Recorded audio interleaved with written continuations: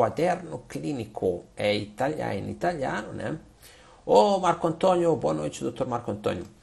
E aí, o quaderno clínico, tá? Ele traz uma série de conteúdos bem bacanas. É interessante sempre colocar esta frase do Galileo Galilei, que em italiano diz assim: misura ciò che è misurabile e rende misurabile ciò che non lo è.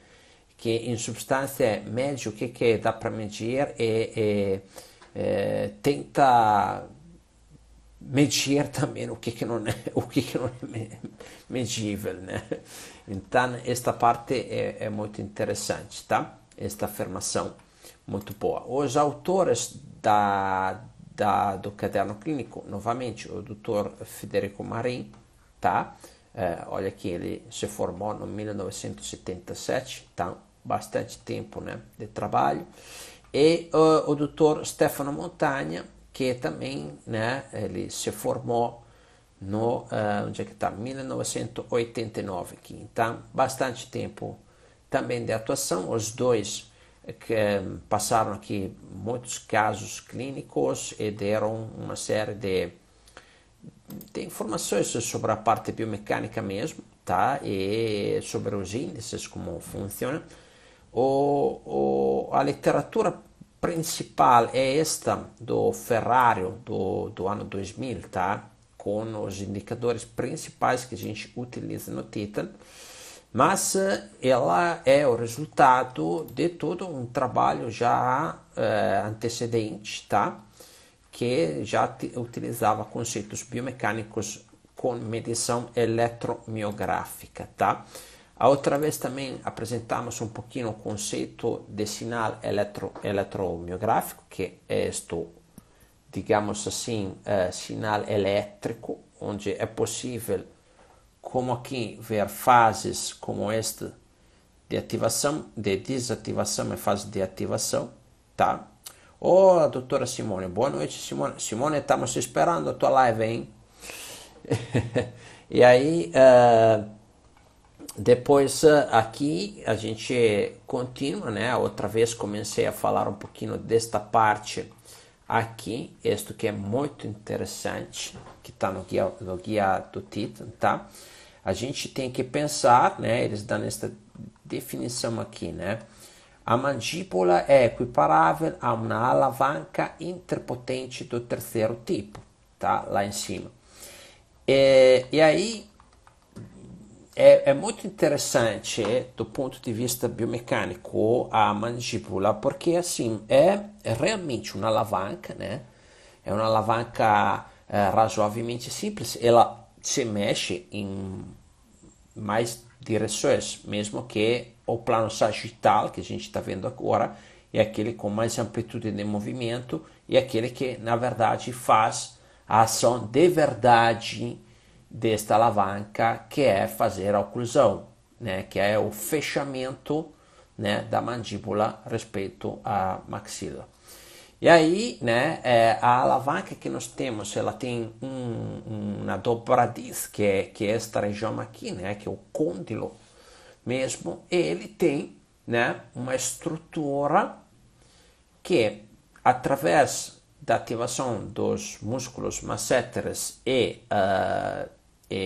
temporais anteriores, acaba tendo duas regiões com dois pontos de força da alavanca. A primeira região é esta daqui, onde o trabalho é executado principalmente dos masseteres. A segunda é esta aqui, que é o trabalho de carga desta região é executado pelos temporais. E aí, como comentava outra vez, né, a alavanca, mudando o torque respeito ao nosso côndilo, jogando com as alturas aqui, a componente vertical dos dentes, ela vai se posicionar de maneira diferente, né? E isto gera forças e torques diferentes. Então, boa parte da nossa brincadeira vai ser em cima também da componente vertical aqui, tá? Ô, doutor Marcos, boa noite, doutor Marcos. Então, temos estes aspectos aqui, onde temos esta primeira braço da alavanca administrado pelos masseters, né? E o segundo braço administrado pelos temporais. Então, o que acontece, né? Os nossos amigos, que eram um grupo de pesquisadores mistos, né? Italianos e brasileiros, né? Chegam a descobrir alguns aspectos bem interessantes. Então, vamos ver a primeira parte aqui da guia, tá? Isto é muito bacana porque eles relatam que o trabalho com prevalência, a prevalência dos contatos nos sistemas posteriores aqui, tá? Ela vai gerar, do ponto de vista biomecânico, um centro de força nesta região aqui, tá? Que age nos côndilos e nesta região que mostra aqui esta R, certo? E aí, do ponto de vista biomecânico, eles relatam o mais funcional, porque mantém a carga nos côndilos dentro de um limite de normalidade do braço da alavanca no plano sagital e mantém, né, dentro do limite fisiológico este aspecto. Caso que comece a ter uma interação mais forte de alavanca no setor anterior, nestes pontos aqui, tá? Aí começa a ter uma força, um braço maior que acaba também alavancando de maneira diferente nos côndilos. Olha, aqui eu vou tentar mostrar para você, tá? Mas a flecha, ela se movimenta. Antes estava mais central nos côndilos e aí depois ela passa um pouquinho mais para cá. Na verdade, olhando assim, ela é como se anteriorizasse. Então, o que eles relatam aqui? Que esta condição oclusal, né, que vem caracterizada da uma prevalência de trabalho dos temporais, tá? Evidencia um aumento do braço da alavanca, tá? Que aí vai aumentar também a carga articular, tá? Então, esta descoberta deles, né, coloca que esta condição, perdurando no tempo, pode favorecer distúrbios articulares, tá? E isso, né, não é o ideal, tá? Não é o ideal, que vocês já sabem melhor que eu. Então, esta descoberta é muito interessante, como uma carga aqui ou uma carga aqui, tá? Esta vai depois alterar como é a ativação dos músculos e vice-versa. Tem um outro aspecto que estudar esta outra parte aqui do manual mostra a questão da assimetria, tá?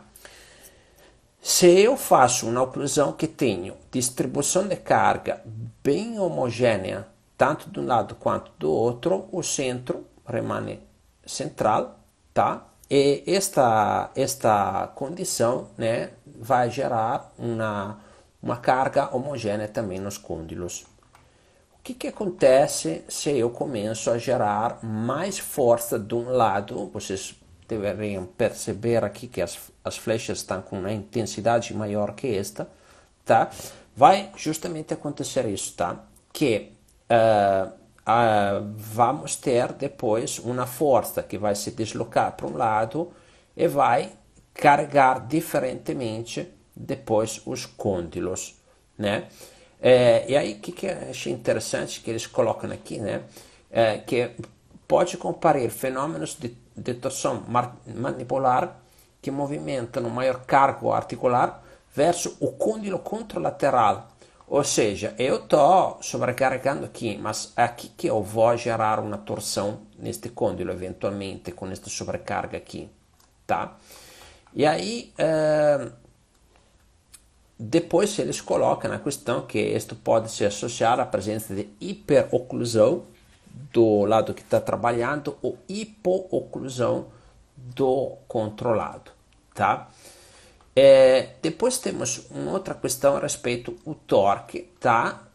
Que eles começaram a analisar com a eletromiografia era que eventualmente, né, tendo precontatos defletentes, que neste caso aqui é este exemplo desta estrelinha aqui, tá? Precontatos defletentes genera um momento torcente mandibular com vetor direto à esquerda. Ou seja, se eu tenho um precontato defletente nesta região aqui, tá? Isto pode gerar depois um torque em direção esquerda, tá? E o côndilo, né, daquele lado, acontece de ter um cargo maior a respeito à condição de equilíbrio, né? E isto a gente mede, né? Podemos medir esta questão aqui do torque também. Então, esta primeira parte aqui, tá, são o começo das pesquisas que eles fizeram, e aí, depois desta parte, entra o trabalho do Ferrario do ano 2000, tá? Onde ele começa a apresentar uma série de indicadores baseado no conceito de percentage of overlapping coefficients. Ou seja, voltando no conceito aqui anterior, tá? Vamos pegar, por exemplo, aquele da assimetria, que talvez rende um pouco melhor o conceito. Bom, eu tenho um trabalho aqui homogêneo que me gera uma força central. A contração dos músculos é equivalente. Ou seja, no momento que eu tenho um trabalho homogêneo aqui, não estou gerando mais força nem de um lado nem do outro lado, o que acontece? Que eu vou ter depois também um trabalho de eletromiográfico que me mostra uma contração equivalente, tá? No momento que eu começo a ter uma diferença de força, esta força vai gerar uma contração diferente. Ou seja, este lado que está recebendo mais força é um lado que tem uma contração maior, tá? Então, o Ferrario, né, chegou depois a criar uma série de outros indicadores que agora vou mostrar rapidamente. Primeiro, que é o POC-TA, mostra, né, a relação entre temporal direito e esquerdo. O que significa esta frase? Percentage of overlapping coefficients. Praticamente vem feita uma medida eletromiográfica onde eu vou ter um parâmetro em milivolt. Vamos supor, temporal direito 120 milivolt, temporal esquerdo 115 milivolt. E faço uma sobreposição deste parâmetro, tá? Sobreposição deste parâmetro e vejo qual é a percentual de diferença. Ou seja, 115 para 120 dá uma diferença de 3, 4, 5%. Não estou calculando lá. No momento que eu começo a ter uma diferença superior do 20%, vamos supor, um é 90 e outro é 120, tá? Então, esta diferença de contração depois me dá o parâmetro do POC-TA, que, como normal range, como variação entre um e outro, tem que ficar entre 83% e 100%. Tá? Mesma coisa a diferença entre masseter direito e esquerdo. Tá? Então, se tenho uma força na contração parecida, eu vou ter um parâmetro entre 83% e 100%. No momento que esta variação vai abaixo de 83%, aí eu tenho uma dominância significativa de um lado, que vai depois gerar todas aquelas alterações biomecânicas de alavancas que apresentei um pouquinho antes. Outro indicador é o baricentro. Bom, aqui eu tenho a dupla dos temporais e masseteres. Eles vão trabalhar em conjunto também para fazer uma oclusão. O que acontece? Se a dominância temporais a respeito a masseteres, né, é evidente, aí eu né, faço o meu overlapping de novo, faço a medição desta contração contra esta contração, e aí se eu tenho uma diferença superior a um 10%, né, porque o normal range é da 90% a 100%, aí eu vou ter uma dominância anterior ou posterior. Posterior se é dominância dos masseteres, anterior se é dos temporais. Enfim, temos a torção, que aqui é calculado cruzando os dados, tá? Cruzando os dados. Este cruzamento me permite de entender se eu tenho uma torção para o lado direito ou esquerdo. É sempre a questão dos temporais, tá? Se o temporal, afinal das contas, é aquele que gera pouco mais desequilíbrios também na torção quando ele tem um parâmetro alterado. Bom, e por fim, né, tem um impacto que isto é bem interessante, que é global, tá? É um impacto global, são os 4 músculos trabalhando. Aqui eu posso também, o parâmetro passa da 85 a 115, tá? E posso ter o parâmetro superior, então tem um paciente que tem uma forte oclusão, e abaixo que aí teria um paciente que não tem uma oclusão muito eficiente, né, com força. Bom, outra vez eu apresentei um caso clínico aqui.